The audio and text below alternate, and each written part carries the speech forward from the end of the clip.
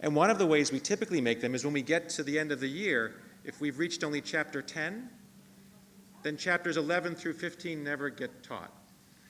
I would like to think about how we make those choices in order that all students get the most benefit out of school. And so, in a very practical way, I think that primary and secondary school is not about producing research scientists. It's about producing adults who can make good decisions using science and technology. Because the world our children are growing up with is full of the need to make those decisions, and we rather them be made wisely. And so, in terms of subjects, in the United States, we often teach biology first, because that was decided in 1910, when biology was sorting animals into, kingdoms and phylums. Biology's changed a lot since 1910. Now it's about DNA and protein synthesis. And so now, to really understand science, we should teach physics first, because physics talks about the why. Chemistry talks about taking the atoms and the forces from physics and arranging them into complicated molecules. And biology is the most complicated of all, where you take the molecules and organize them into living systems, which are much more complicated. And I also would say that as we design a curriculum, we need to be sure to get to the practical things and not stay in the theory. Academics like to teach theory. I'm a physicist. I like equations. But I know most kids don't like equations quite so much. And so, an example, the physics curriculum typically starts with a thing called Coulomb's law, which is about charges and forces.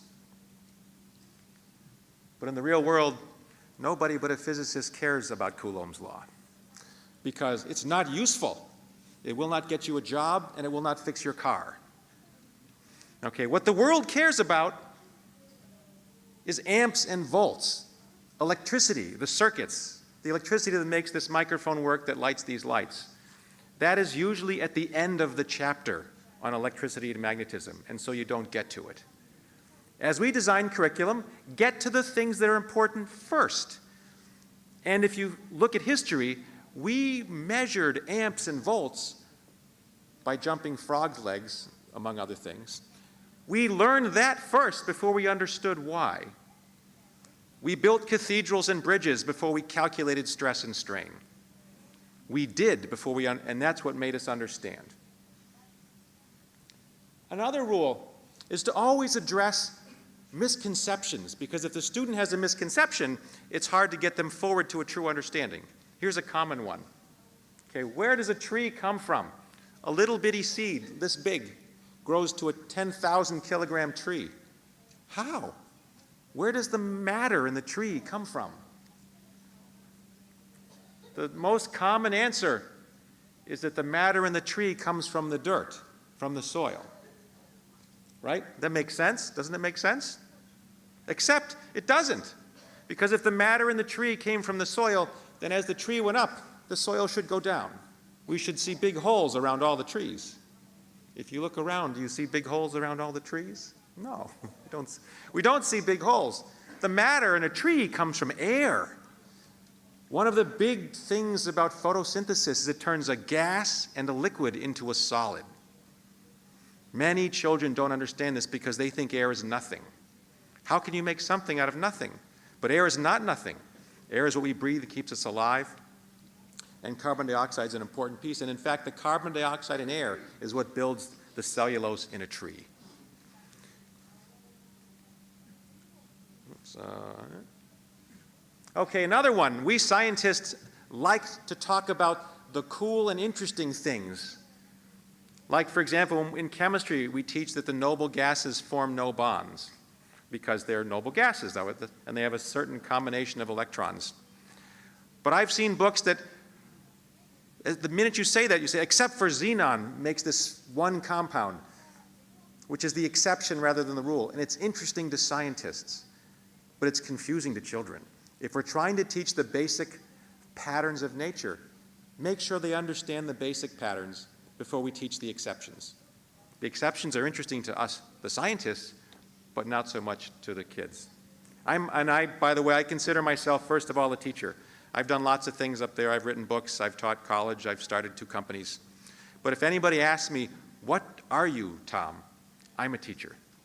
This is my passion, it's what I believe in, and it's the future of the world is in all of your hands, because we really are producing the citizens of tomorrow in the schools. So another one, is there a way, when we choose what to teach, to provide a direct experience for the student? If we can't provide a direct experience, if it's just abstract, maybe we should teach something different, because there's way more to teach than we have time to teach. And so one of my examples is, we teach in physics the graphs of motion. Like this graph shows where a car is. And in science, we hope kids do things, like this is one of our little cars. If that graph shows that I moved the car forward, I stopped, I went back to the origin, then I moved it backward, I stopped, and I went back to the origin. That graph is on every science assessment in physical science. Most children believe that the graph, the car goes like this, goes up the hill, around, down the hill, down the other hill. That's not what the graph shows. But how are they going to learn that? They need to make the graph with their hands. And so we would like to choose things to teach where we can provide direct student experience with the idea, so that they learn through mixed learning modes, because we have eyes, we have ears, we have hands. Just listening isn't enough to learn many of these things. Another one, as we look at what to teach, is it useful today, or was it useful only 100 years ago? Why should we learn about what old dead white men learned about 100 years ago? Kids don't think like that. So here's one. A lot of physics textbooks talk about the cathode ray tube, because that's how they teach electricity and magnetism. When's the last time you used a cathode ray tube? It's hard to even find one today. You can teach the same idea with a thing called a mass spectrometer, and you walked through one of those when you went into the airport. If they took that little swatch and rubbed your bag, they put it into a mass spectrometer to see if there was any nitrogen, which means you might have been carrying explosives. But it could have meant lots of other things too. But let's choose the concepts and teach them in a context that is relevant to today, not that was something that was only relevant 100 years ago. I know many physics professors who insist on using galvanometers and meters from the 20s, because that's how I've always taught it. 7 most dangerous words in the world. That's how we've always done it. My colleague at the university knows these, he's trying to stay off the beaten path, and I applaud you, because that's how we've always done it. Doesn't always get us to the future.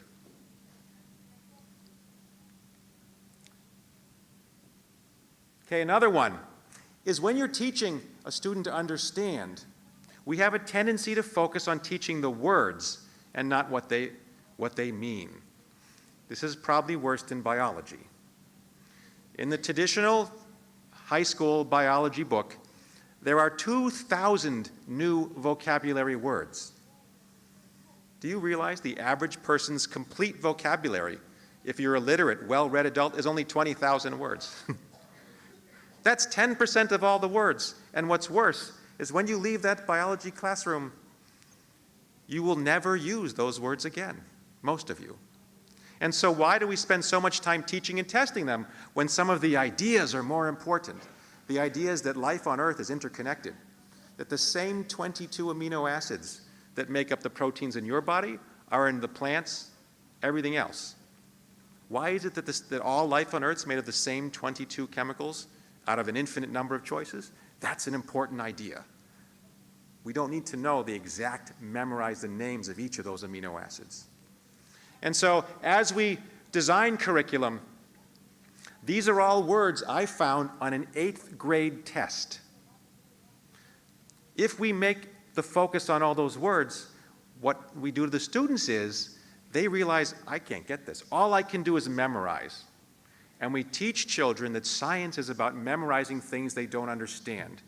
And the result is they hate science. We who practice science is not about memorizing things. It's about learning to observe nature, thinking about it, drawing patterns and conclusions, and hoping to predict the future from how we think about what we've learned. Words are important, but they're not the end. And another thing is is to find a way to connect to students' lives. If we teach something that is completely irrelevant to students, how will we get their interest? There's always a way to make it relevant. And my example I'm going to use is from sound. I'm going to ask if they can probably switch me back to my laptop for a moment, if it's possible.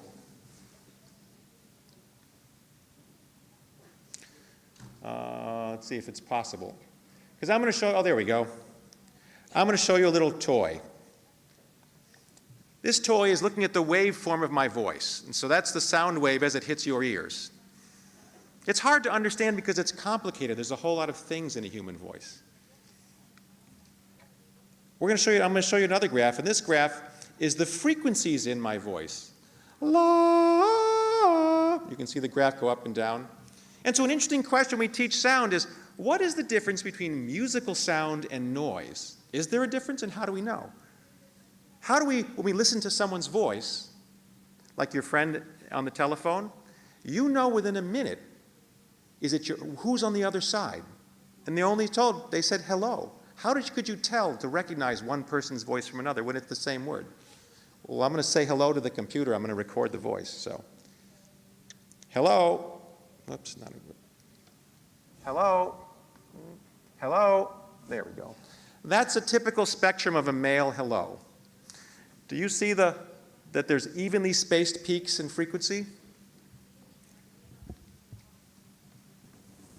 Hello.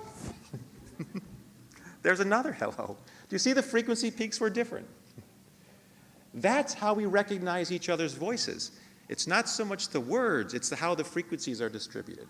And so when we teach sound, we develop the technology tool, and this is part of what STEM can do, that allows students to see their own voices in different ways.